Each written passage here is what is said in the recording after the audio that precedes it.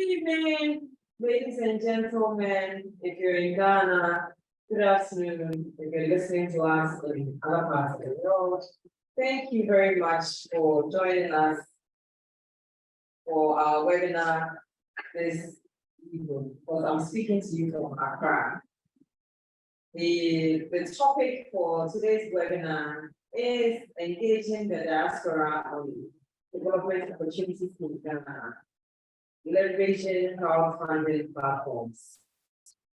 My name is Adoba Chairman, and I am the Executive Director of the UK Ghana Chamber of Commerce, and I'm delighted to be your moderator for our webinar tonight.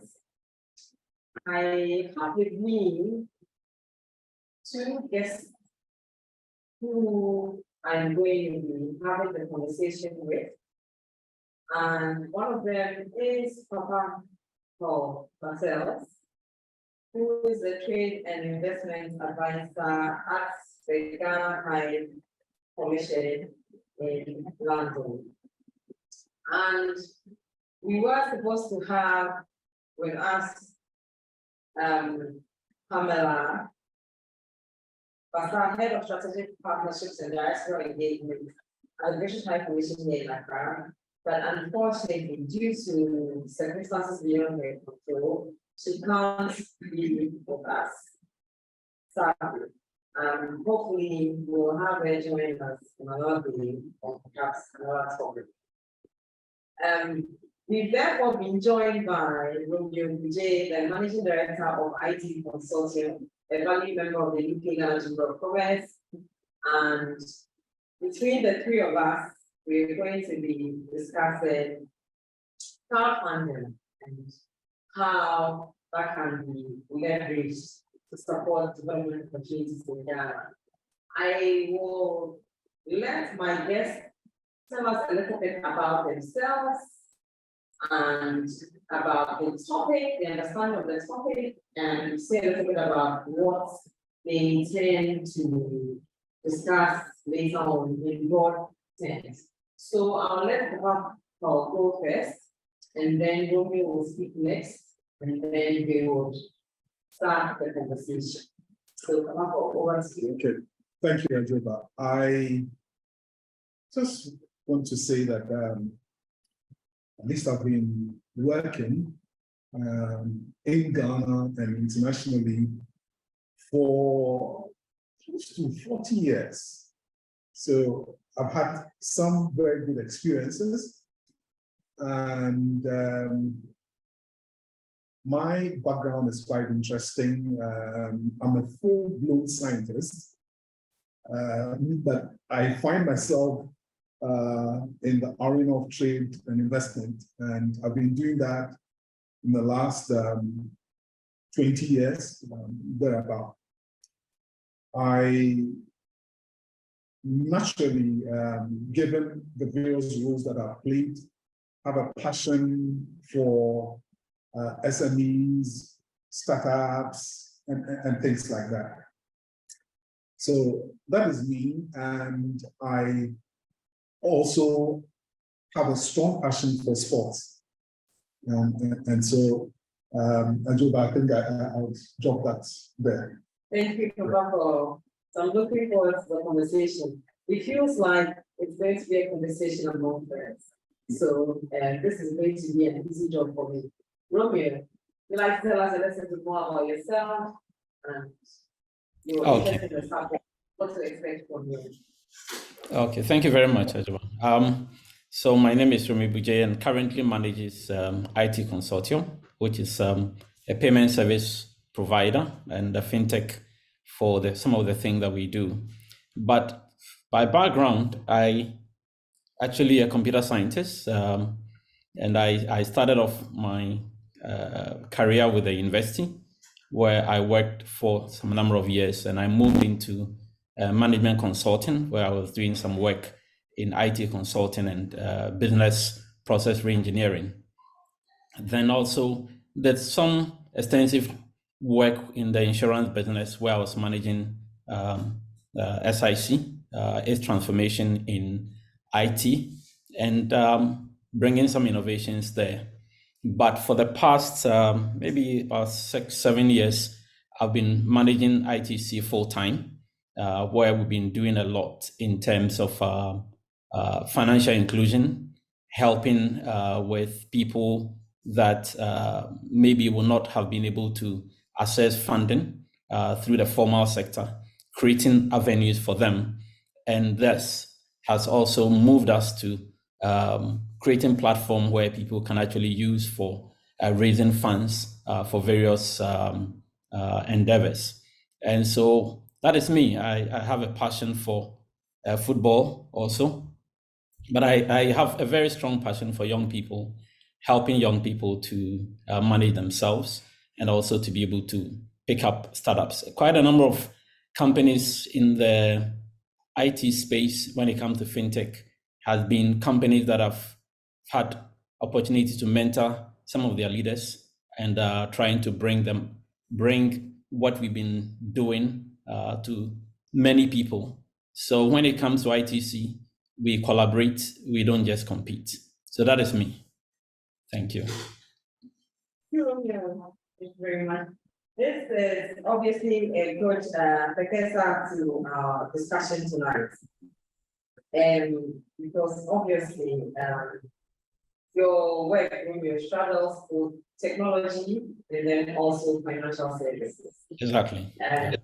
We are all aware because we're talking directly about how the diaspora can contribute to economic development in Ghana and about the role that Ghanaians all over the world, and Ghanaians are everywhere. I mean, we hear stories about people traveling to Greenland, for example, Iceland, finding Ghanaians. So we know Ghanaians are everywhere. But for us, the UK Ghana Chamber of Commerce, of course, we are particularly interested in the Ghanaians in the UK diaspora. And we know how much they contribute back home, and we understand, and to a large extent, the fact that they are investing in businesses, not just sending money to very family, but the connection goes back over a century. And so in recent years, we've seen crowdfunding becoming a big source of financing for startup businesses, particularly elsewhere in the world, the developed world. And we know that it's a great source for financing for small businesses who may not be eligible for traditional financing from traditional banks. And given also the fact that in Ghana, the informal sector is much larger than the formal sector and contributes a greater amount to the economy.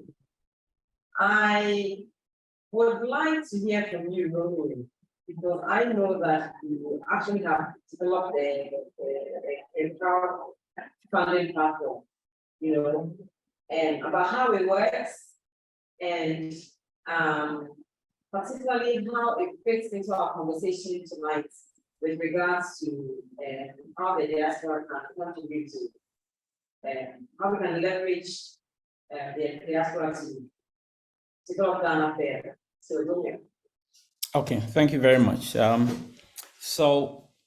For some years now, maybe probably about 3 or so years, we've had opportunity to look at this space in terms of helping people in raising funds for specific projects. So first, the name of the platform is actually called Chango, which is actually approved by the Central Bank of Ghana. It took us time to get the Central Bank understanding what we wanted to do. So it took quite a while. I mean, evaluating the business plan, evaluating the security and everything. And after a long evaluation, gave us the go-ahead to be able to do this. In fact, it was based on Chango, our application, that caused Bank of Ghana actually to come up with a policy to govern the way this thing is done.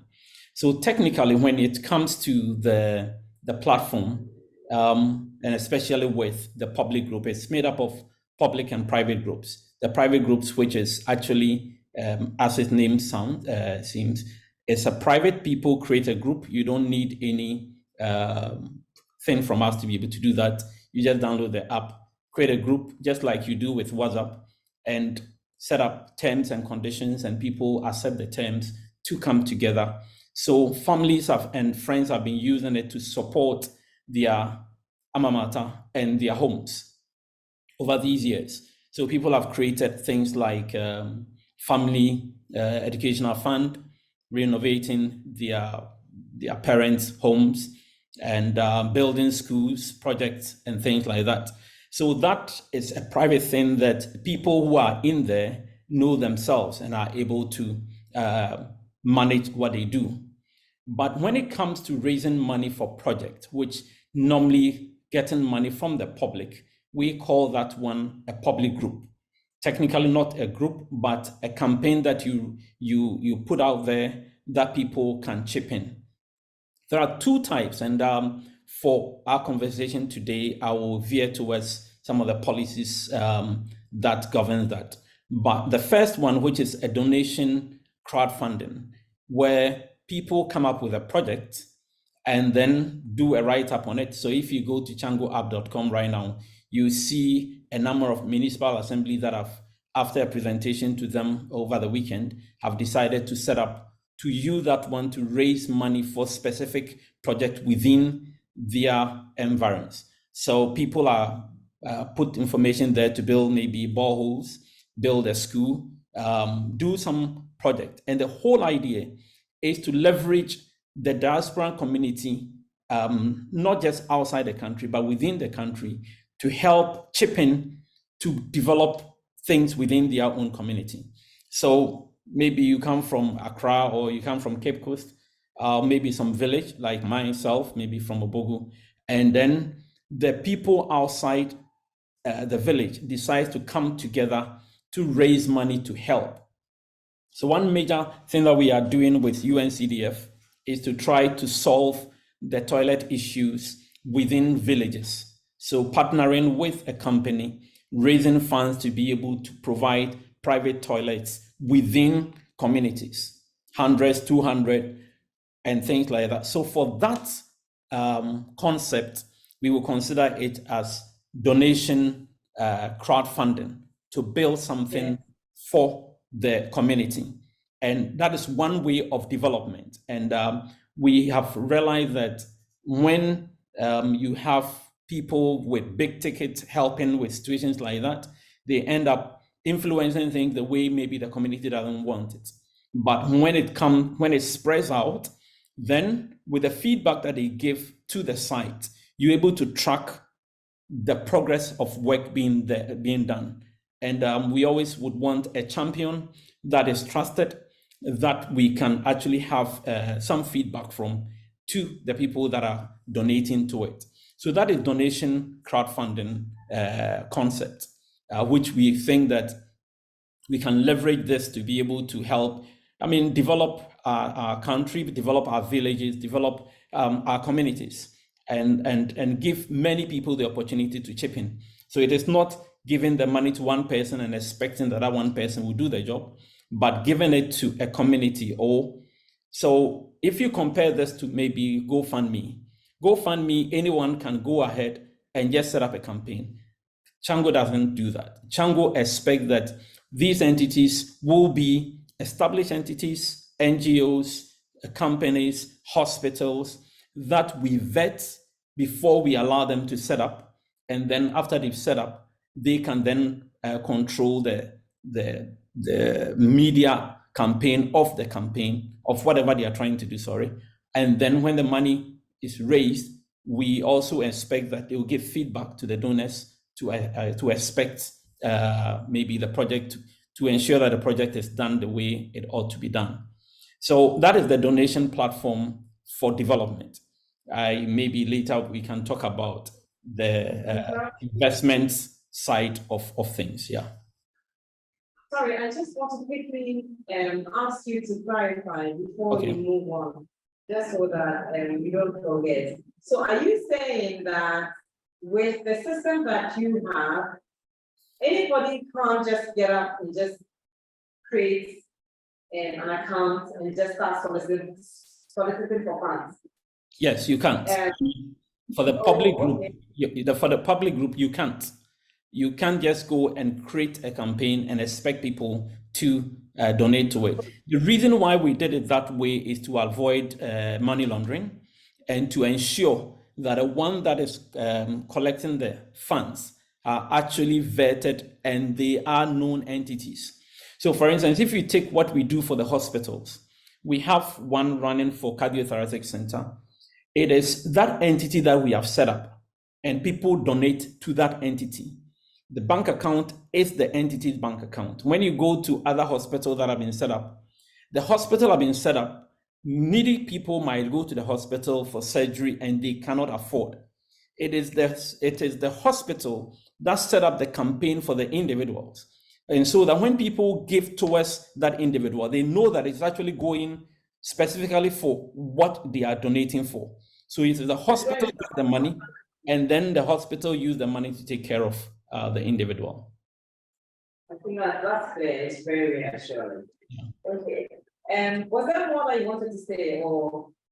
Yes, yes. So maybe the other aspect of investment will come up later, maybe during the conversation. But what I've said is different from the private group. The private group, you don't need us to set up a private group. You download the app and you set up your group for whatever purpose that you want. But for the administrators, we KYC them to ensure that there is a responsible person there that we can hold to in case there is an issue with the group. When you talk about private group, that means that a company can be established and they create a private group for their shareholders. Yes. Yeah. Yeah. That's interesting. Why to bring tobacco in here? Because obviously we've been working in the UK for a few years now, and I'm sure you've been interacting with a lot of Ghanaian businessmen and women who are keen to either set up businesses in Ghana or have already set up businesses in Ghana. So I would like you to talk about some of the things that they come to you, some of the problems that they come to you with around, either financing businesses here or raising financing for their startups or for their young businesses. Thank you very much, Ajuba. I think that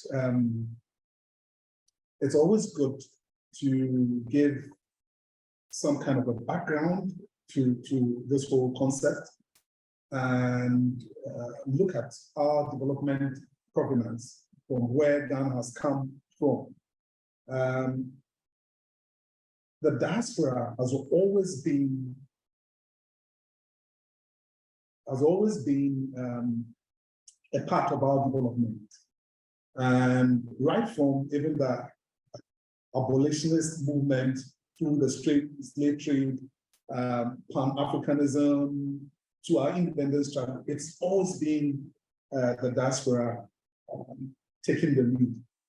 And in current terms, if you look at the structure of the diaspora, I clearly identify three types. We have those who have migrated to give labor. In fact, we have lots of nurses, we have lots of doctors, and all that. You can identify three kinds of diaspora. Those who are contributing their labor for the development of maybe another nation, and those who come in, and I can give an example. India is one, Turkey is another. I mean, that's the kind of thing that they do. And in our situation, we've contributed a lot of doctors and nurses, to the UK, for instance. And those who come in from the angle of trade, and the typical example that I can cite is the Chinese and maybe the Turkish. They are so much into that. And then the third one is looking at the diaspora from the education angle. People go out there, get themselves trained, well trained, and then the skills that they acquire, the set of skills that they acquire, they tend to come to Ghana to bring those skills to bear. Unfortunately, I don't have the figures here, but the contribution of the diaspora from the UK is quite significant, given looking at the population. And in my guesstimates, I believe that from the Bank of Ghana's estimates of the contribution of the diaspora in 2022, which is just around 4.7 billion, probably close to a quarter of that would come in from the UK because of the size and the extent to which they make contribution.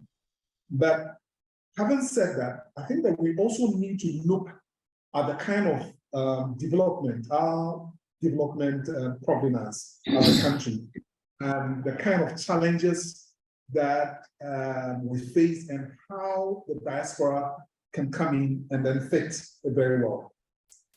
Over the years, and even still now, we have been very dependent on single currencies or single commodities or a few commodities to run or develop our economy.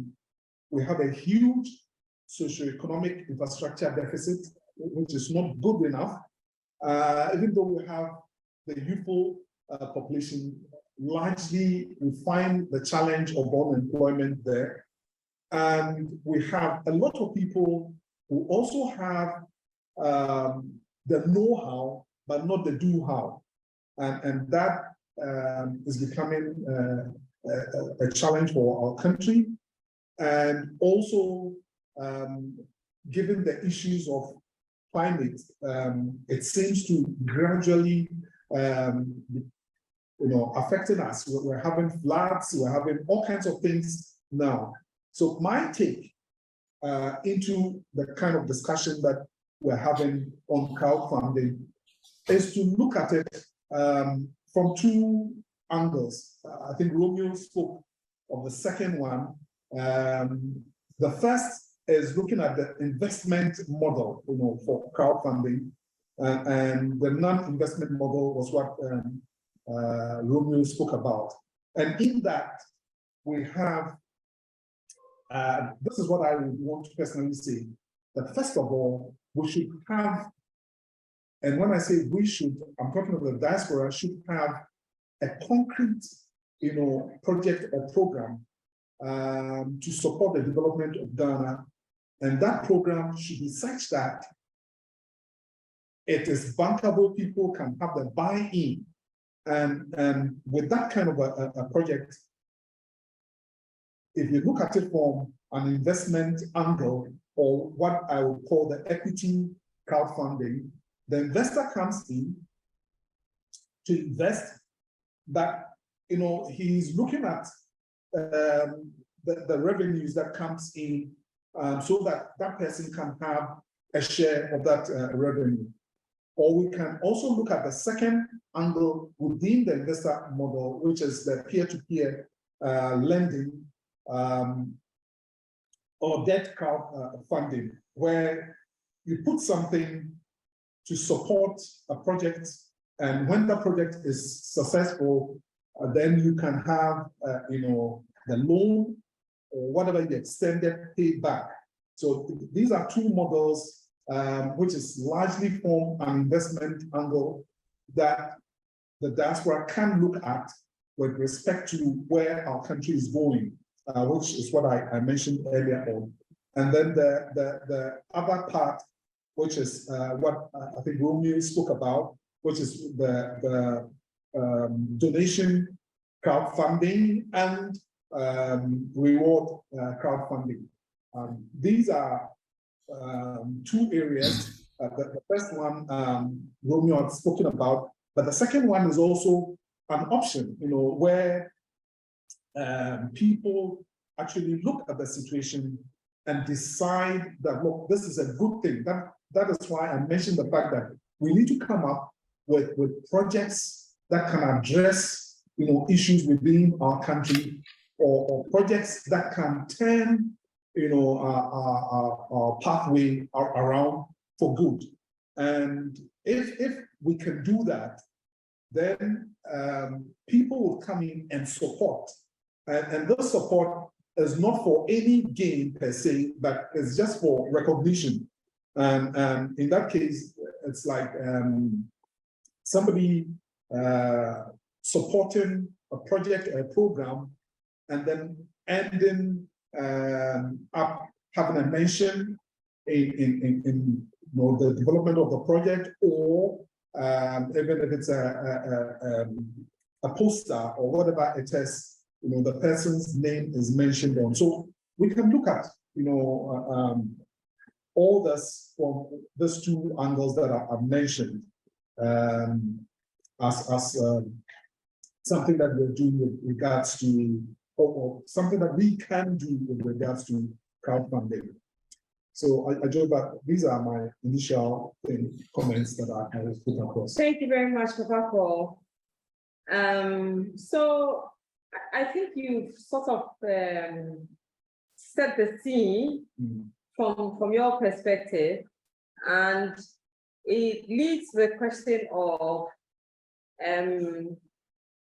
yes, I'm certain that the project exists, do you know specifically of these projects, how do we put them in a position where people that are interested in the project can express their interest? And have there been any inquiries about how they can participate? Have these questions come up, and how do we address them? Yeah, several. I mean, this is one area that I tend to get a lot of people asking a lot of questions about. Very popular amongst all that is the one district, one factory concept. And people come in and they say that, look, we're a group of people, we have X, Y, Z resource, and largely it's normally human and maybe technology. How can we, roll a specific project, for instance, in helping SMEs grow, within the SME space in Ghana? And when that comes to me, normally I would refer them to the key institutions. Well, in this case, the Ministry of Trade and Investment Industry, for them to engage them and then give them the nitty-gritties of it. But however, where you find that the people have something that is bankable, you also direct them through key institutions like the Ghana Investment Promotion Center, for them to engage them and have their ideas and everything put in perspective with regards to what the GIPC stands for, and then they can take it up from there. Thank you, Papa Paul. Romeo? Yes. Papa Paul has mentioned 1D1F. There's a 1D1F office. Yeah. There's also the GIPC. Yeah, there's so many platforms or units at the Ministry of Trade and Industry that other institutions. Chango should be partnering with, for example, so that when there is interest, it's immediately obvious that there's a platform through which bankable projects can solicit for financing. Yes.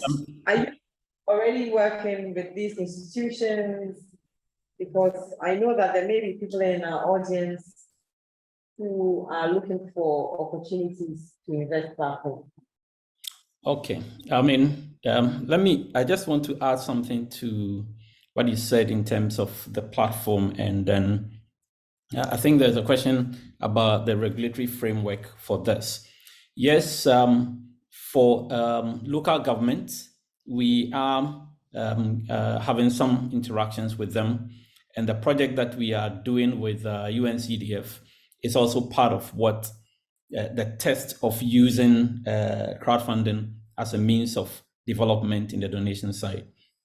But for the investment side, where people expect returns, the regulatory side is actually being formed. And I must mention that because currently, what we've been doing will be with fund managers. And fund managers, their scope of work, sometimes the kind of tickets that they are supposed to raise are a bit higher than what maybe an SME or a small business or a startup would want. So for the big ticket project, what we have tried before was someone with a license from SEC, that is Security and Exchange Commission, is allowed to set up on Chango. And that entity will create campaigns for specific projects and become the intermediary between the investors and the startups. And this is how it works. Right. The intermediary is regulated by SEC, which gives comfort to the investor. The intermediary has the responsibility of vetting the investors to ensure that they are actually right investors and fit for purpose and all those kind of things. And also have the responsibility of ensuring that the company that they are bringing on have actually been also vetted, and they have the capacity to be able to do what they claim they're going to do, and be able to get, whether it is debt or equity, to be able to get the return back to the investor. So that this intermediary becomes the one that the regulator holds as the entity, ensuring that the investor is not duped, or the company that is doing the work also is not unduly pressurized when things haven't gone the way it's supposed to.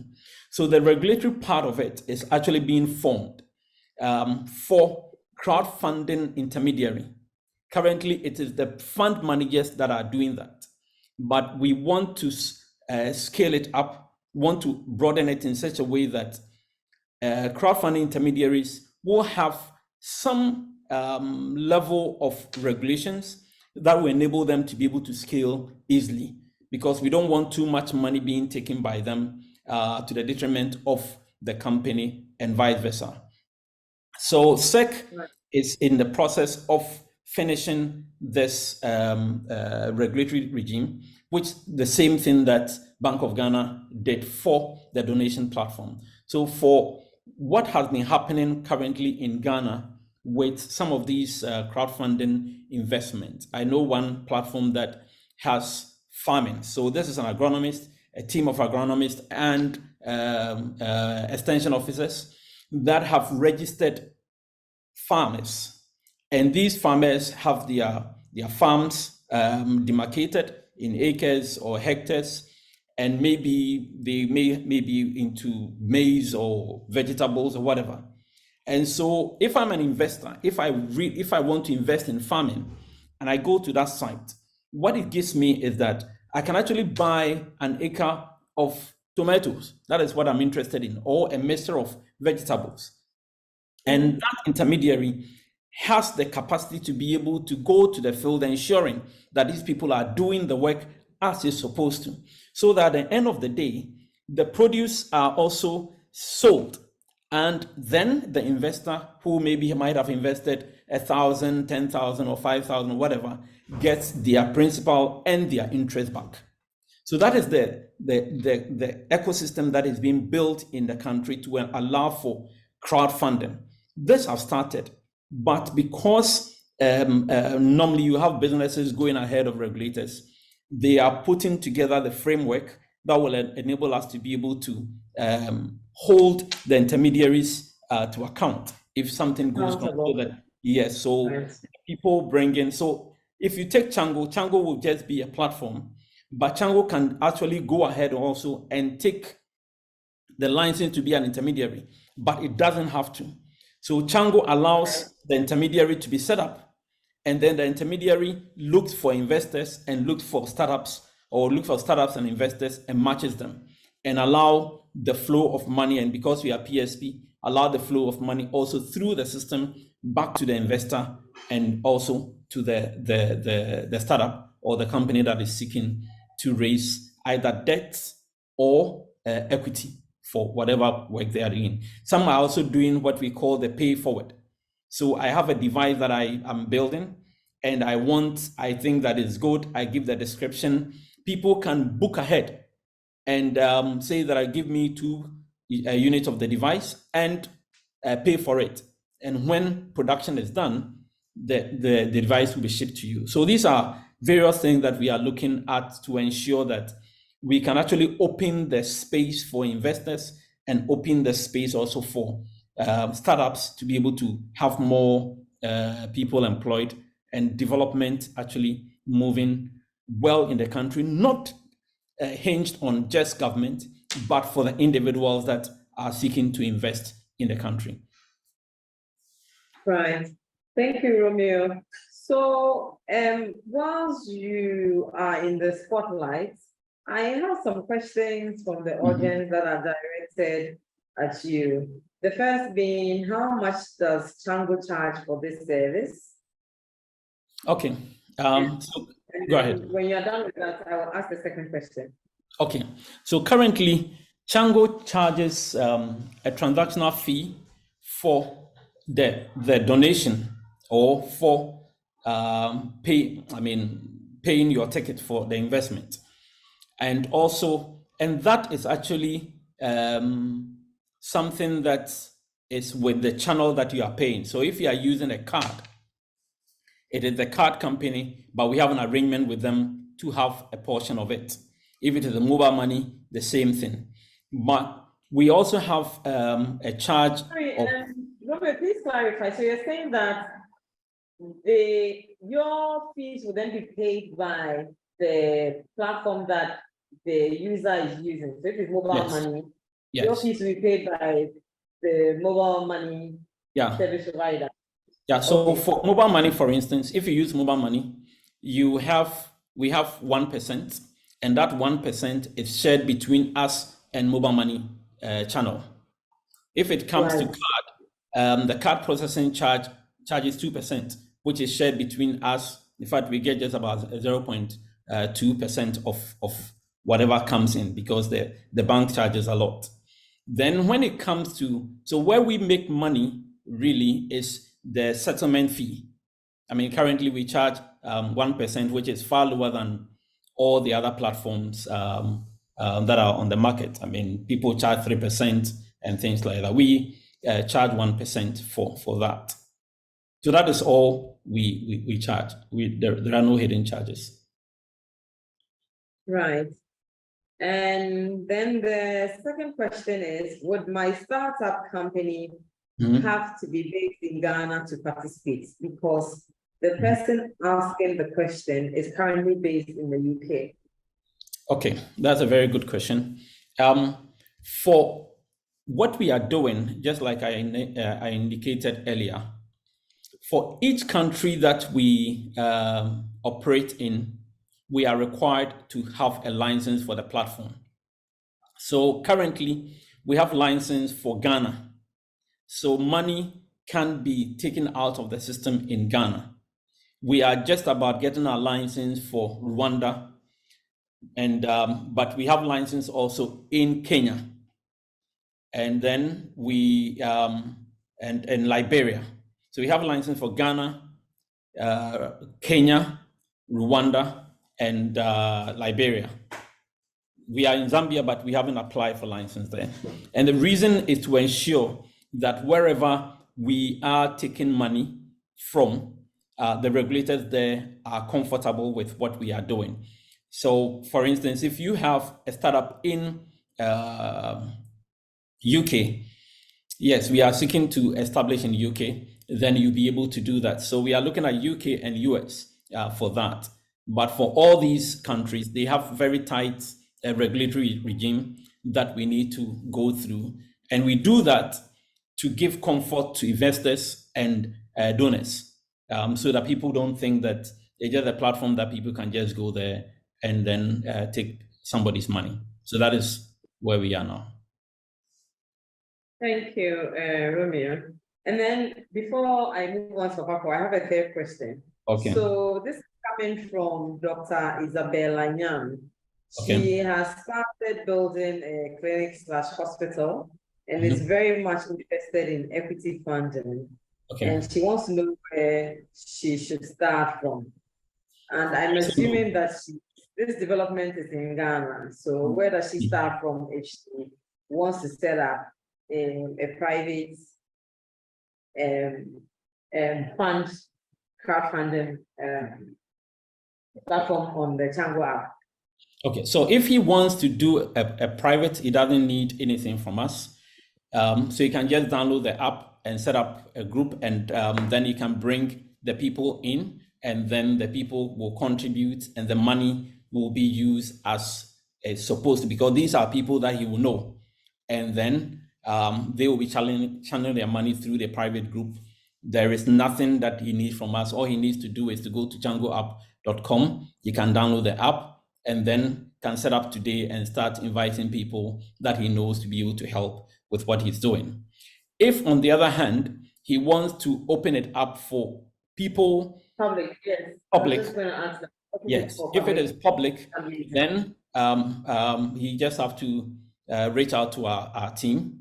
And then if he goes to actually changoapp.com, he can contact us there, and then they will give the individual the checklist of documentation that we require. And after we vetted and we know that it's a genuine business, a genuine project, we will set the entity up in a day. Oh, okay. So the turnaround time is 1 day if they pass the due. If once you get the document, yes, exactly. Okay, because there was a question about what checks and balances are put in to protect investors. Yes, I think I took time to explain that. Yes, so is either the fund manager or the crowdfunding intermediary that has that responsibility. And because that person will be regulated by SEC, you can always reach out to SEC for any issue. What we create for them is a platform. We are ensuring that the intermediary is regulated and he has his license, and we assign the license, and then the responsibility then comes to that person. So that is the what we put in place to ensure that the investors and startups are protected. Yeah. So if it is a donation project, that also the same thing, because Bank of Ghana regulates us. If you have any issue on the platform, you can report directly to Bank of Ghana, and then Bank of Ghana. Yes, Bank of Ghana, yes. And that is why we keep Bank of Ghana on our website, on the site, and also in the app. And you can always reach to them without any coming through us, going through us. Yeah.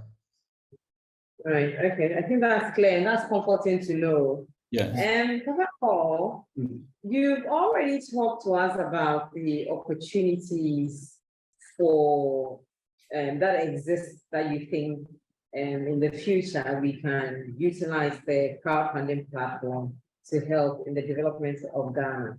Now, perhaps I would like to hear you talk a little bit more about actual examples of successful diaspora engagement programs that have helped with development and what the potential is for similar if we can utilize we get to the point where we can utilize the crowdfunding platform.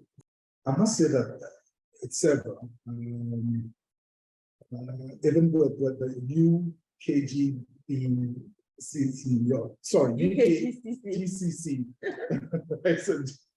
GCC, and then the mission, The Ghana High Commission. Ghana High Commission. In some of our engagements, we've had what's his name again? But an Irish man who has had some engagement with the Tapa area. I think it's either in Aboso or somewhere. They've done something on education for some group there, and he's contacted my office constantly on how to take that further. When you consider the Ghana Investment and Opportunity Summit, there have been several people who've come through from that platform as well and have had some things going on the ground in Ghana. I know somebody is talking about setting up a solar farm somewhere in the north. I don't have his permission to go into the details. You don't need to go into details. Yeah, so I may not be able to do that, but that is as a result of the diaspora engagement, especially between the mission and the people out there. And there have been several. We go on outreaches, and in these outreaches we explain things to people. In fact, I mentioned the 1D, 1F because that seems to be the popular thing, but there are 10 actually areas that the government has opened up for possible collaboration with diaspora. We can talk about the export, development and investment. What we are not seeing very well as Ghanaian businesses pushing, exports, especially into the UK. They have either issues of quality or they have issues of numbers and consistency. These are. When you say numbers, you mean volume? Volumes, yes. Okay. Yeah. So volume and then consistency with the requirements, especially in the UK. But I think that gradually this thing is catching on. I must rather say that those who have engaged us on different platforms who are not from the UK have rather gone further. I know of 2 people in Germany who were at a program organized by the mission, who now have become very active exporters of mango and other things into the EU. Oh, from Ghana? Yes, from Ghana, yes. And they've done that. And so there are several other programs. I mentioned the automobile industry. There's this guy who is a designer. He's not a Ghanaian, but he's got some, well, it depends on how you look at it. He's got some Ghanaianness in him, and he's an auto designer. And we've tried to link him to Kantanka and other companies so that he can, do some good work with these institutions here in Ghana. So there are quite a bit of people who are into these, trying to do something with a brand Ghana, which we need to deepen further. So that's what I think I can. I think that the concept of free zones in industrial parks is one area that I don't find the diaspora venturing so much into it. But if you go into it, I mean, the rules are clear. At least you have a 10-year moratorium. You don't pay taxes and all that. And if people go into that and they have bankable projects, I think that what Romy has been saying becomes very easy. Then you can get on the platform and then try and then roll your project out effectively. Great. So it sounds like an amazing future for business investments for the Ghanaians out there in the diaspora.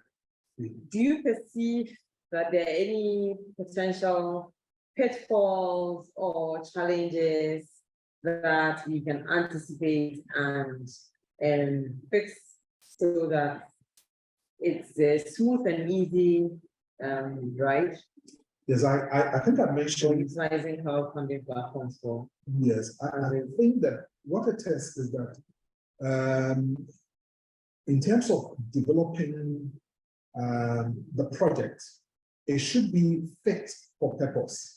Because I've had the situation where some people came to me and they said that they wanted to build airplanes in Ghana, and their target was the northern region. They wanted to build, and I thought that was a bit far-fetched. Although I'm not dismissing anything, but what it is that if you want, for instance, to put that to be drawn from crowdfunding, people will be a bit wary and cautious to invest in such a project, in the north or even in Ghana, because I don't think that we have the requisite infrastructure for us to support that. But the person came up with all kinds of very beautiful ideas. So that can be a limiting factor where people will come up with, I call it maybe grandiose ideas, which may not be workable in Ghana, but well, quite good, but not fit for purpose necessarily in Ghana. And the issue of also finding the appropriate and requisite skill, locally, it's very important. As in labor. As in labor, yes. Even though Ghana is one of the countries, especially within West Africa, that has quite a high level of skill and if you like labor to support programs. It will require a lot of training, especially for the kind of project that you want to roll out for people to easily fit in. I must hastily add that we have very trainable labor because of the kind of training that we give to our people. And so therefore, if you're coming in, you need to understand that you need to take these people through some kind of a training for them to meet the requirements of your project and for your projects to also be able to be successful, especially if it's equity funding and things like that. Right. Yeah. Okay. Thank you, Papa. And it's comforting to know that you are the Ghana High Commission and you're available to provide the necessary assistance by answering questions and providing guidance to people in the UK who want to do business in Ghana. And I will go back to Romeo again now, because I've got a few questions from the audience, and it appears that all the questions are targeted at Romeo. Romeo, so there's another question about the requirements for equity investors in a startup. And they question, I think Bianca Clinton wants you to go into detail about the requirements. So I'm assuming that what are the details of the due diligence that or what are the sort of things that would be required of the business that you want to set up a public crowdfunding platform on your Tango app? Okay, so for setting up the details so that they know whether they're eligible or not. Okay. Maybe I'll ask my team to share the checklist for you. But first, we need to be sure that this is a registered organization, and then we will do the background checks for that. If it is an organization outside Ghana, it will take more time if it is in a jurisdiction that we have, license. Secondly, we want to ensure that the project that the person is actually putting up there doesn't conflict in any regulatory requirement within the space that we serve. For instance, if you are going to deal in arms, we will not allow you to be on the platform. So that's just one example. If you are going to set up a company that is going to deal in arms, we will not allow you to be able to set up. We will need the directors, I think, of the company, the entity that is going to, and we do KYC on the directors to ensure that they are fit and proper persons to be able to manage the organization or the funding that they are going to receive from the public. We will also ensure that where the funds will be going would have to be a bank account within the country, and that also is a requirement. I don't have everything listed in front of me. I would have, but I'll ask my team to share it on the platform so that it is easy for people to because for each organization there are. I mean, if for instance what you are going to do requires a license, we will check whether you have a license for it. For instance, if you are going to raise money for startups, we want to ensure that you have SEC license to be able to do what you say you're going to do. And so the license for what you're going to do will be required. If you are building a hospital, we will not require that, but we know that within the health environment, there are some of the requirements that we might want to check. So I don't have everything for each field of operation, but we can share with you so that people can have access to it. On the issue of I don't know whether you asked about protection for the investors or what it would take for the person to set up. If what it takes for the person to set up, then that is what I've spoken about. Yeah, I know that you already have some of the questions, so we'll talk about protection for the investor in that time. But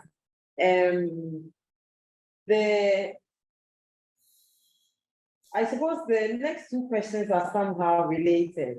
Okay. So the next question is talking about how do investors outside of Ghana benefit from this, and this is why we're having this conversation. Yes. It's targeted at investors from outside Ghana. So how do they benefit from, or how do they utilize your platform to ensure that the one can either invest in businesses that are raising funds publicly, or they themselves can set up businesses that they can utilize the platform to raise funds for? Okay, so first, if there are businesses that they want to invest in, once it's a business that people want Diaspora to invest in, it has to be on the platform, and it's very easy. You just go there and you read information concerning it, and then you will take your decision whether you want to push your money into it or not. For you setting up whatever project you are doing has to be a registered entity in Ghana, which will KYC. We do a due diligence on you, and once we are done with that, it's a day's work, and we'll set you up. Okay, thank you. So I believe that you would have answered also indirectly answered Pajekun's question as well, because he's talking about being in the British Army currently, and a group of them who have Ghanaian heritage are looking to organize a charity fundraiser to put up a maternity block in a village in Ghana here. So I suppose that indirectly you've answered this question. And also, Jekun, if you want further clarity, you may post your further question in the Q&A box, and Rumi will answer any further questions you have. The next question is from somebody who says they're a software company based in the UK, and they want to know how they can collaborate with you to effectively use software in helping solve problems and improve lives in Ghana. Okay, I mean, I guess we can share our email address with a person, and then we can reach out to us.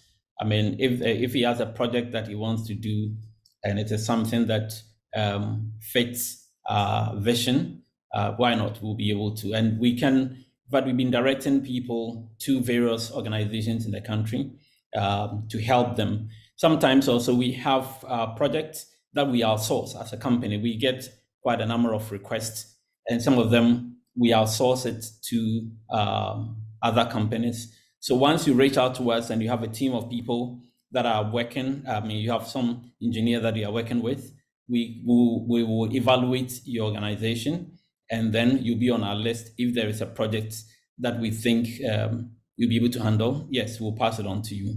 We get a lot, and we have a pipeline of projects that we can actually offload to other companies. Okay, great. Thank you, Romeo.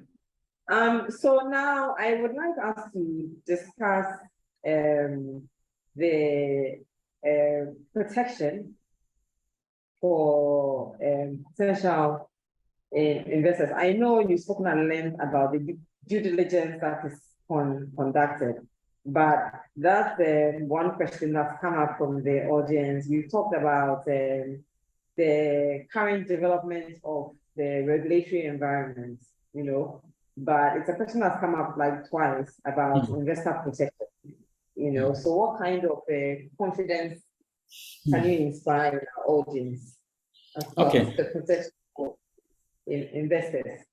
Yeah, for investors, I mean, currently on crowdfunding, using crowdfunding to raise money. I think for the first level, I would say that if you are using a private group, that will be your first step. For the public one, for investors, that is equity and debt, I will advise that if you want more comfort, maybe you can wait a bit for the policy to be completed, so that there are legal backing behind all these things. When it comes to technology, like I said, most of the time the businesses take the lead before the regulators catch up. But because I'm a member of the group that is looking at the policy, I'm confident of what is being done. It's actually a collaboration between SEC and UNDP, and working together with the industry to come up with what will be acceptable. And so once the policy is completed, people will have that, extra comfort. The comfort you get from us is the fact that we are regulated by the central bank, and the fact that anyone that will come on this platform to raise debt would have to have a license from SEC. And we will do that due diligence to ensure that that is done, so that anything goes wrong, you have a recourse. And I know that fund managers are protected by insurance and things like that. And our platform also, we have insurance that backs everything that we do on that. So if you want extra comfort, I will advise that hold on a bit. If it is investment of debt or equity, hold on until the policy is completed. I'm sure it will be completed in this year.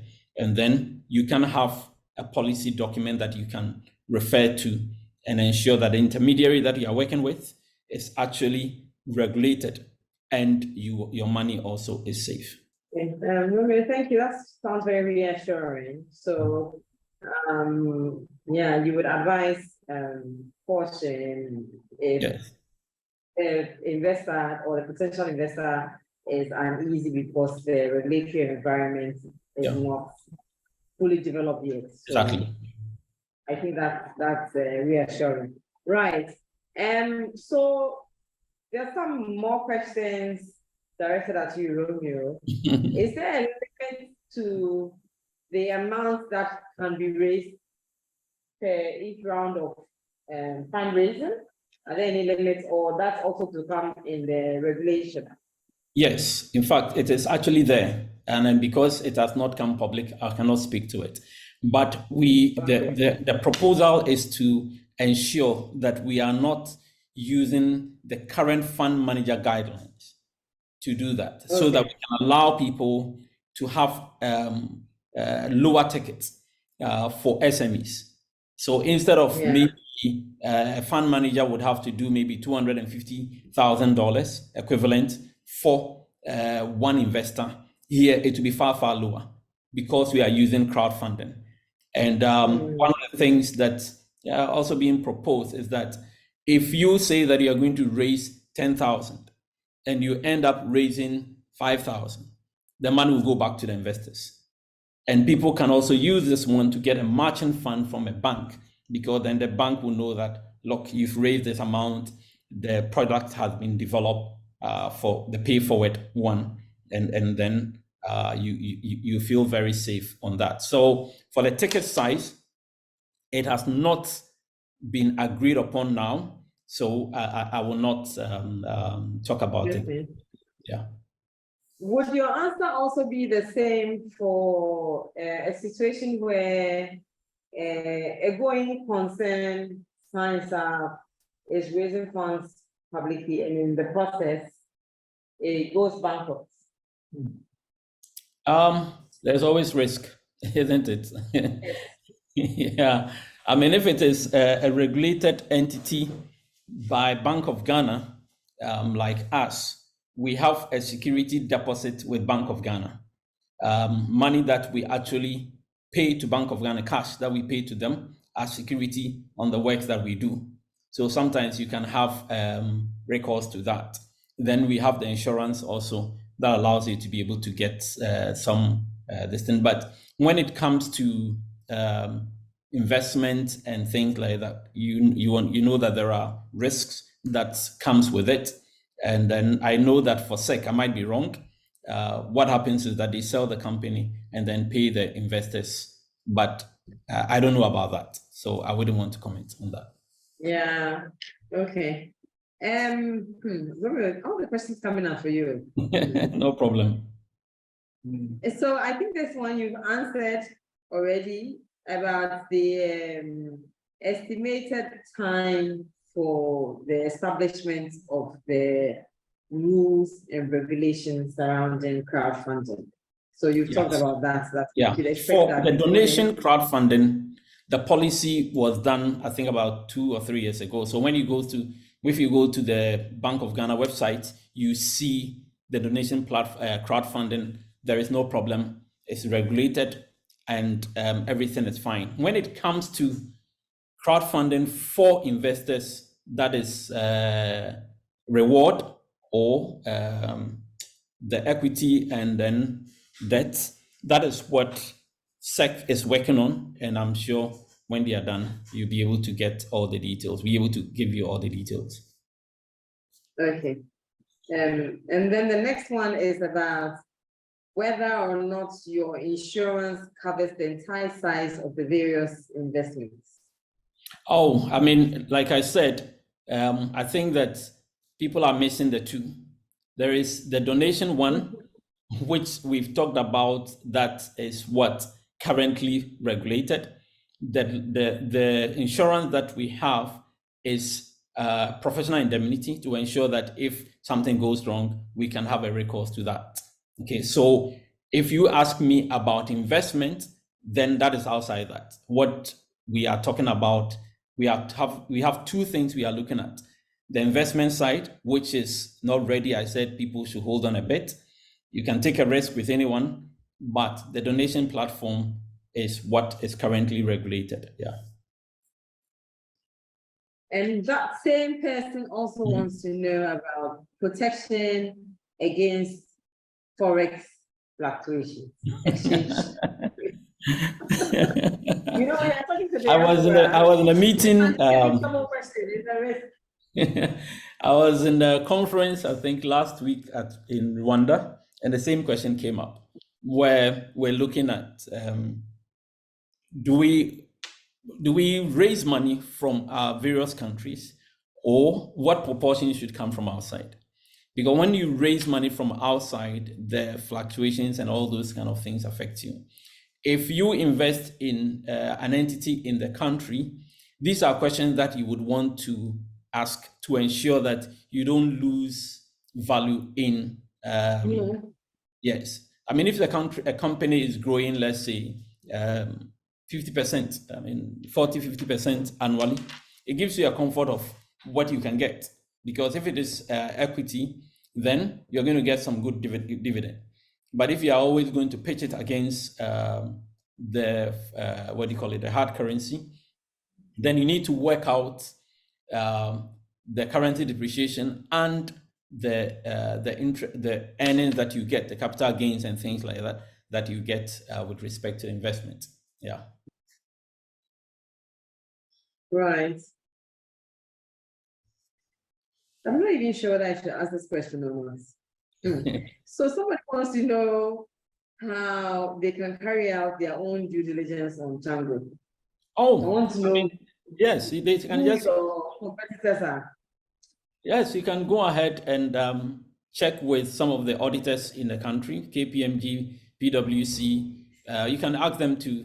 You can reach out to them and ask them to do due diligence, or you can just reach out to central bank, which people do. People that have sought to use the platform, they just reach out to Bank of Ghana directly. Yeah, and that's Bank of Ghana. So yes, yeah. So and I mean our competitors in the field when it comes to crowdfunding, I'm not sure, but when it comes to fintech and PSP, there are quite a number of them. If you go to Bank of Ghana website, they are all listed there, and you can speak to them about ITC. Right. Okay. Thank you, Romeo. Back to you, Papa Paul. So from where you sit in your role at the Ghana High Commission, right? Do you want to tell us a little bit more? I mean, you talked about opportunities. We talked about some of the challenges that come up. Is there anything else you'd like to tell us related to this subject? Beyond the opportunities that exist when it comes to direct trade and investments. There's been something said about the year of return, beyond the return. Okay. Trade and investment exist. Yes, is huge. One of the areas where I believe the diaspora can really get into is in the area of tourism. I think that from the north to the south, to the east, to the west of Ghana, this country is endowed with so many, if you like, structures, natural things that we can easily leverage on to build a very solid and interesting tourism, country. Unfortunately, we have not done much in that area. People, apart from the fact that democratically Ghana is peaceful and our people are easygoing and welcoming to visitors. We have not exploited that. We have excellent cuisine. Of course, the jollof war is there between Ghana, Nigeria, and all that. But there are other things that we have. In recent time, one of the foods that is really becoming interesting to diasporans, even not of Ghanaian background, is our wache. That there is some kind of a sudden surge in the interest for wache, and the fact that some people already have started in the UK by selling it in leaves, and it's supposed to have a medicinal value, and pushing this. At least I can mention one person. Well, he's a friend, and I hope that he will not be too bored if I mention his name. But the wache joint in the UK, for instance, started as a small entity, and it's grown, to become quite huge now, having outlets all over. And I think that is the kind of thing that we should be looking at. And it's not only just that. Our cuisines are quite unique, and we need to, as a country, push that. And so you think that food? Yes, it's one area that is a huge opportunity for scaling up in that area.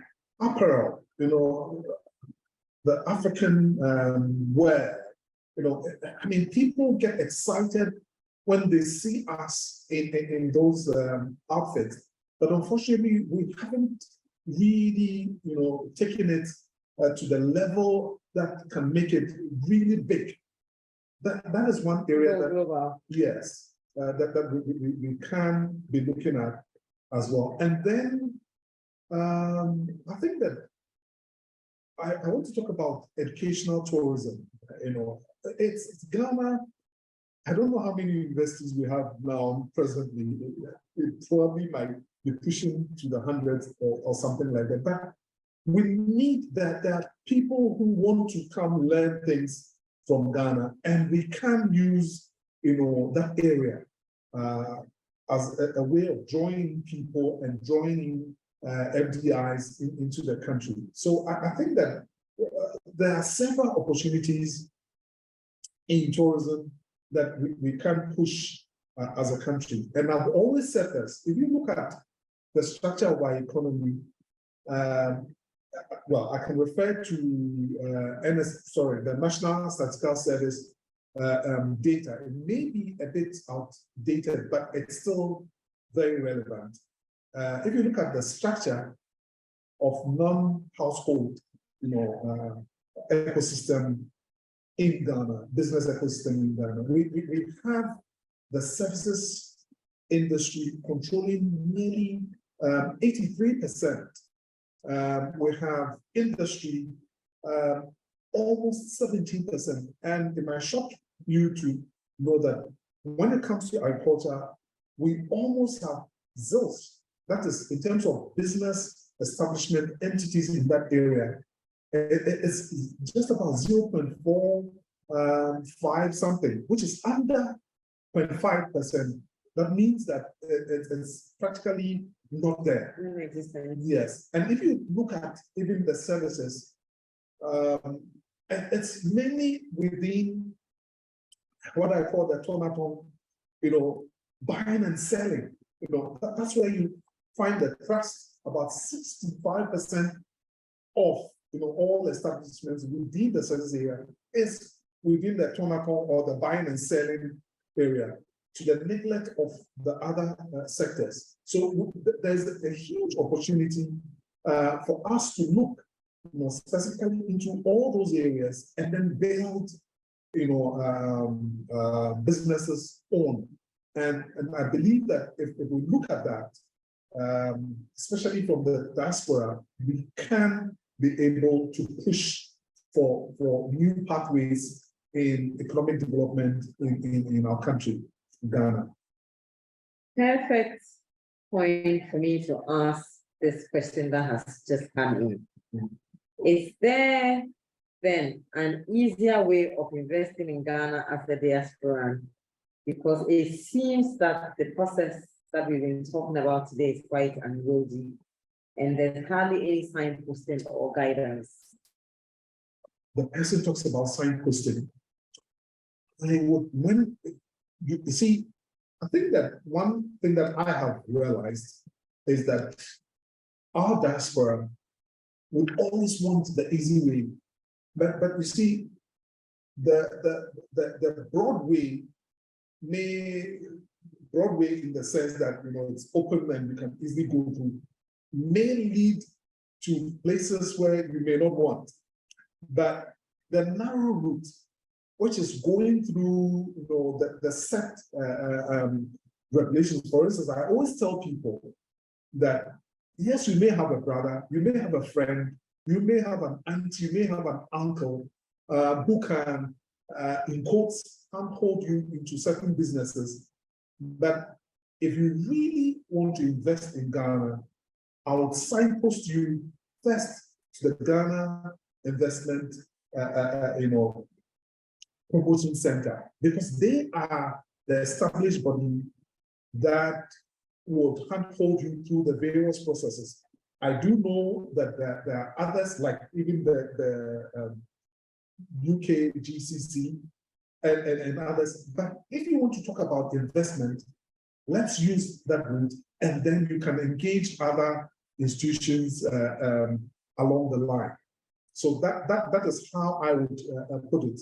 Let's go through that, because once you are there, they can take you through the processes, and hopefully it is not something that you go through and then you regret later on. But if you go through a friend, or you go through even a sibling or a brother or an auntie or an uncle, you stand the risk of either the person not pushing your investment the way you want it, or it might not even come on at all. So that's how I would want to address that. Right. Yeah. And thank you for referring to us at the UK Ghana Chamber of Commerce, because we do actually, our work dovetails into yours, Yes, because exactly. we provide market access services, and yes, we will handhold businesses to the GIPs. So that's true. Romeo, would you like to speak to this same question that I threw to Papa, where the questioner is suggesting that the process appears to be unwieldy and that there's hardly any signposting or guidance? Do you have anything to add to what Papa Paul has said? Not really. I think that, investing in Ghana, your best direction is GIPC. For each of the businesses, there are its own regulations. If you want to set up a fintech in this country, the best place to go is Bank of Ghana, the Fintech Innovation Office.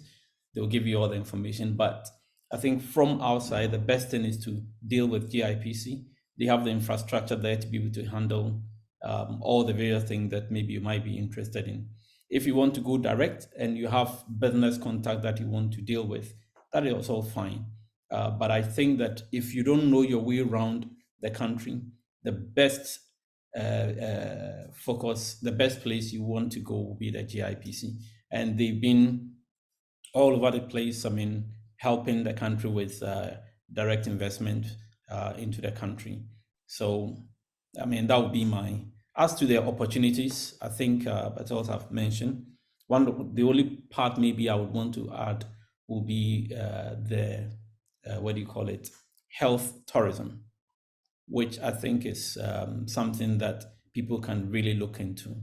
Currently, if you take some of the few big hospitals in Ghana, like the new one on the University of Ghana campus, they have exactly. They have a presidential suite, and so presidents in the sub-region have been coming there for medical checkup and things like that. And so, if you want to set up a high-class hospital, that is, something that I'm sure you really get patronage. I know one person who has also set up a dental clinic, a top-class dental clinic in Accra, and the patronage is quite huge. It's equivalent to any dental clinic that you can have in any part of the world. So when it comes to the health system, there are great opportunities for education. Like you said, people also are collaborating with institutions in the country for training in specific areas. So you could have maybe some relationship with a university in UK that you can collaborate to set up a campus in Ghana and things like that. And online schools are becoming also quite popular with the institutions that we have. Exactly. Yeah, virtual learning. Yeah. Exactly. So those are the opportunities, and the fintech industry also is really growing in the country, and there are different aspects of it that people can look into because Ghana is developing. A lot of the ideas things that might be new or it might be old in wherever you are, but could be implemented here easily. And so you talk about, smart cities. You talk about technology in the financial space.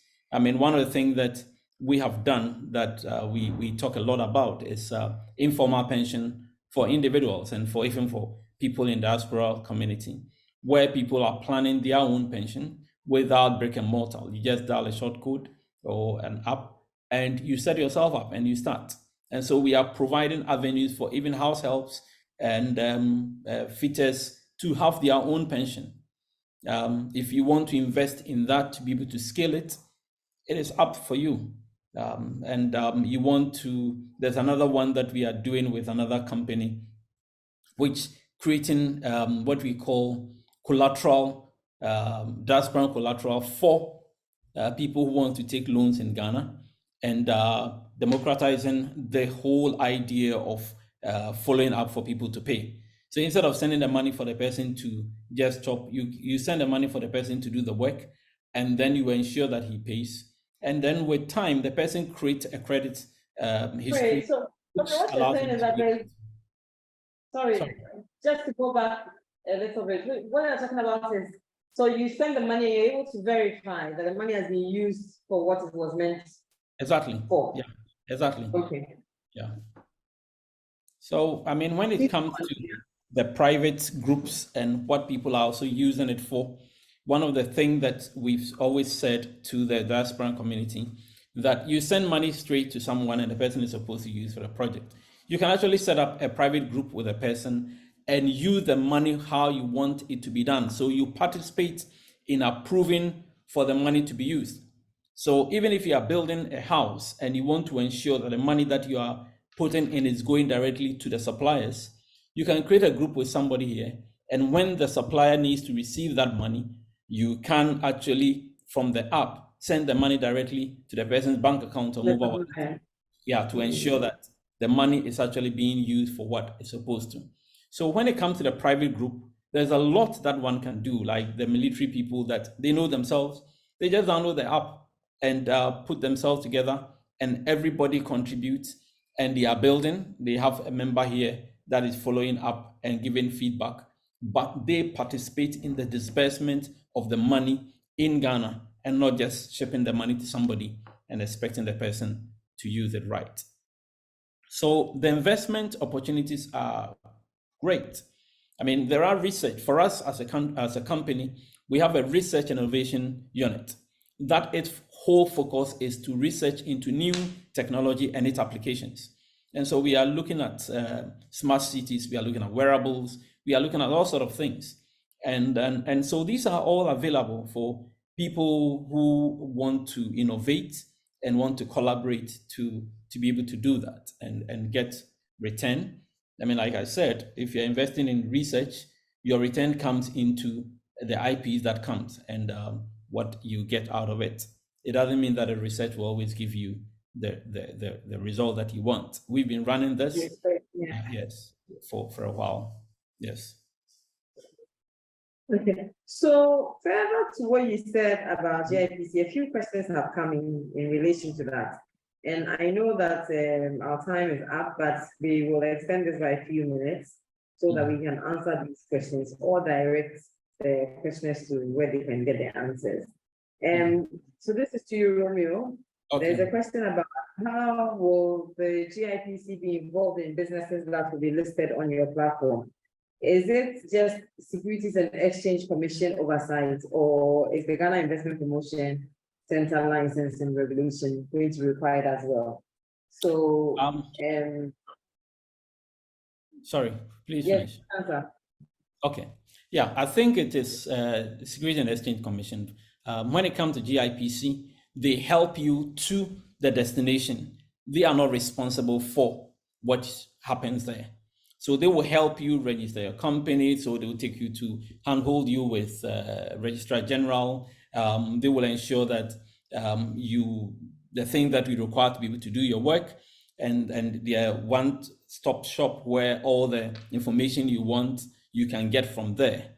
But when it comes to this, it is the responsibility of the regulator here, SEC or Bank of Ghana, that will ensure safety of the platform. I mean, yes, GIPC can check on us and ensure that things are going there, but when it comes to their mandate, it doesn't cover there. So I must clarify that GIPC comes in if you're a foreign investor. You know, GIPC can't do what? If you're a foreign investor, if you're coming in as a foreign investor, or you're offshore, yes, you're investing in a business in Ghana. Yeah, you go That's to where GIPC. Yes. Yeah, you go to GIPC. Because you have to be registered with GIPC as a foreign investor. Exactly. Yes. Exactly. So then the follow-up question to that is that the person says the challenge they find with GIPC is that the size of deals they want to discuss are quite excessive.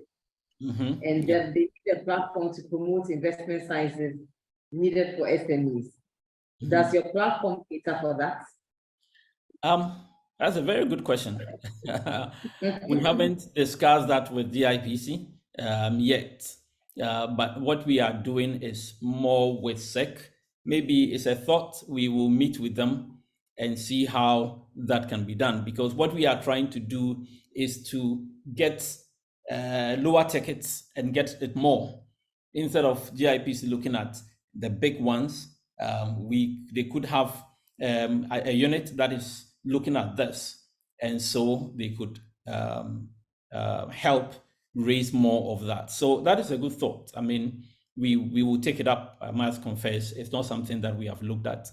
Our focus has been with the regulator, ensuring that we are creating a platform that is safe for people to be able to invest. So as we go through the process, I will actually take it upon myself to speak with Yofi Grant and see how we can leverage such platforms. And it doesn't have to always be Django. Maybe there might be other platform that can be used to help, raise funding for the country and for. I believe Papa has something to add. Yes, I'm saying that actually the GIPC Act at 865 is under review to look at some of these things. But if you want to go into joint ventureship, for instance, it may be high. It's your contribution should be like 200,000. Yes, yeah, USD. Yes, it may be high, but and then at least 10% equity contribution and all that.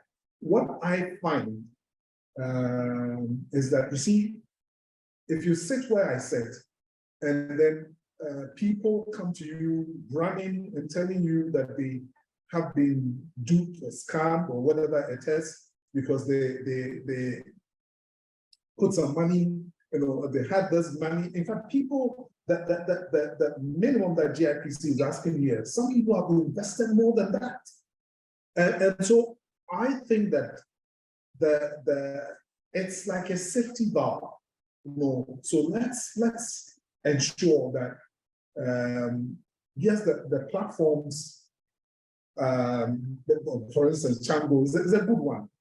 But if you are looking at a business that you are looking to grow, then you need to get in touch with the GIPC. And follow due process. Yes, and follow due process. Yes. Yes, I know that, for instance, the Ministry of Trade has the BRR, the Business Regulatory Reform Unit. Yes, unit, and which is trying to put together one-stop, shop kind of approach where they can tell you go to this place, go to just by the click of a button, so that you can then go through the process with some bit of comfort. But I always say that if you are investing, go to the institution that is responsible for investment. If you are coming to register a business, because you want to invest, then you need to go through the Registrar General's Department. These are things that we have to do that. Otherwise, your future may not be as secure as you wanted. And finally, so this is the last question from the audience. What are the tax implications of crowdfunding or funds from the diaspora to Ghana? And Romeo? I think it's not different from any other tax. When you invest, it depends whether it is what do you call it, debt or equity. The tax that applies, there is nothing special because you use crowdfunding. There's nothing special. If you are doing pay forward, then it is the tax that you pay buying something. That is what pay forward does. If it is investment in terms of equity and debt, it's the same thing, because you are investing debt and the company will be responsible for paying you, and does it. I don't think there's anything special when it comes to crowdfunding platform with respect to such things. I must admit, I'm not a financial person. I'm not an investor advisor. So yes, I speak only from the technology side. Yes. Yeah, you would encourage them to seek advice from a tax expert, right? Exactly. Thank you very much, Romeo. Do you have any last words, closing remarks? Yes. I just want to encourage individuals that also interested in helping with their villages and their towns, also to look at some of the projects that have been listed there, or link up with maybe your community to set up project that you can get your diaspora mates to be able to invest in this. We have a passion of helping, spread this message of solving the toilet issue in the country. And we'll really appreciate people chipping in here to help communities in the country. Currently, we are focusing on Ashanti region and the Western region. We also run a campaign for Cardiothoracic Center, which our vision is that no child should die in Ghana for lack of money with the disease of holding heart. The management of holding heart in the country is very expensive. The minimum to take care of a child is about $6,000 equivalent. And so we have this campaign running, raising about 1 million people to contribute just $1 equivalent a month. For a year will be just about $12. And if we can raise 1 million people across the world to support children with holding heart in the country, I think we virtually solved the problem. So please go to changoapp.com, see the projects that are there, and we encourage you to chip in. If you need further information and scenarios for a campaign that you can run, you can get a lot of information there. And my colleagues also, I'm sure, will share an email address with you that you can reach us, and we can help you to set up your campaign and help you with, especially the NGOs, people who want to set up hospitals, bring a team to do surgery and things like that. Hey, you are welcome, and we have the platform to help you to be able to do that. So thank you very much. Thank you very much, Romeo. That's amazing that we have this platform that we can use to further our interest in charity and help the lives of the disadvantaged. Thank you. Thank you to IT Consortium as well.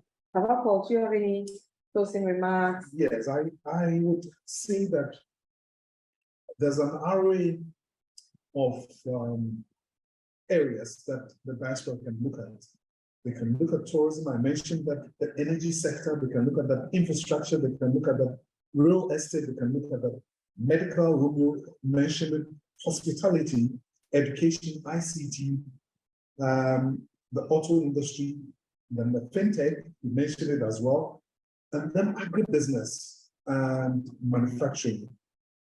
But what we are looking at is that people should come up with innovative ideas to address some of the issues in the sectors that I just mentioned that is socio-culturally fit for purpose in Ghana. Because sometimes the things that come up, if you juxtapose it to what we need as a people, it may just be a little bit outside the scoping of Ghana. So I would say that let's invest in Ghana. Ghana is a good place to invest in. In fact, if you look at the West African sub-region, we're stable, and I mean, it's a good place to invest.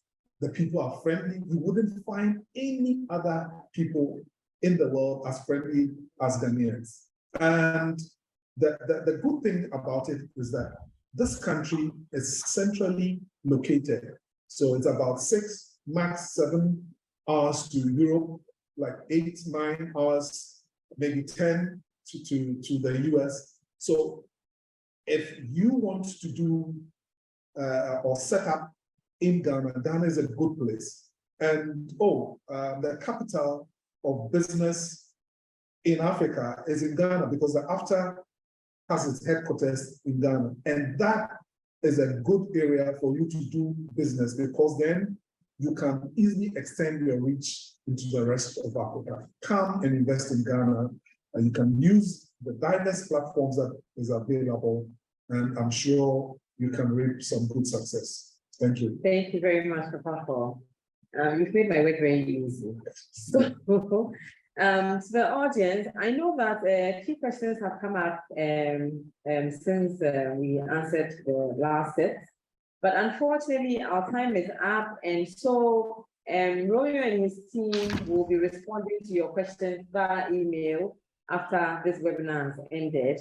I'm very, very, very grateful to my audience for staying with us from the beginning of the webinar at 6 p.m. till now. And that's GMT. My name is Ajoba Chiama. I run the UK Ghana Chamber of Commerce.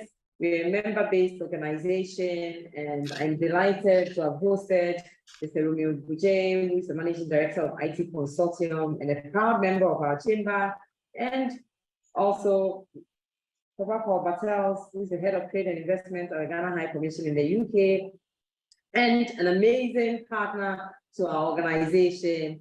He provides lots of support. We also provide lots of support to his work, because our work involves offering a platform to our members to network and do business with each other. But we also offer trade services which cover market access, like we've spoken about today. And we will match you with the right partners, handhold you to the right stakeholders, because we work closely with both the Ghana government. The Ministry of Trade is our advocate in the government of Ghana. We work very closely with GIPC, the Ghana Export Promotion Agency, and all of the other institutions in Ghana that support business between the UK and Ghana. And we also undertake advocacy to help create a more enabling environment for our member businesses here in Ghana, and also promote Ghanaian businesses that are looking to do business in the UK. This webinar has been recorded and will be posted on our YouTube channel. So if there's anything that you want to go back and listen to, It will certainly be on our YouTube channel and hopefully within a day or two. And you may also contact us by our email address info@ukgcc.com.gh. If you're interested in membership, if you are interested in our free services, or you may follow us on social media. We're on we're on Facebook, we're on Instagram, we're on Twitter, we're on LinkedIn, and we're very, very active. So thank you very much for your attention. And thank you to Papa, and thank you to Romeo. We're very grateful for your input. Thank you, everyone, and good night. Thank you. Thank you.